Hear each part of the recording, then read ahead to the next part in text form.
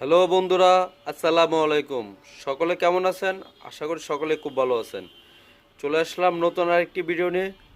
আজকে কথা বলবো হচ্ছে গার্নিয়ার হেয়ার কালার, এটা ব্যবহার করার সঠিক নিয়ম।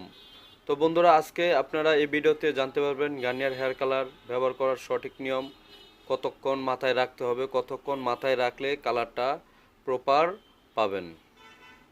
তো বন্ধুরা, ভিডিওটি শুরু করার আগে বরাবরের মতো একটি রিকোয়েস্ট থাকবে, আমাদের চ্যানেলে নতুন হয়ে থাকলে এখন পর্যন্ত সাবস্ক্রাইব না করে থাকলে আপনাদেরকে বলবো প্লিজ প্লিজ সাবস্ক্রাইব করে আমাদের পাশে থাকুন, যেন এরকম কসমেটিক সংক্রান্ত ভিডিও নিয়ে আপনাদের মাঝে বারবার আসতে পারি।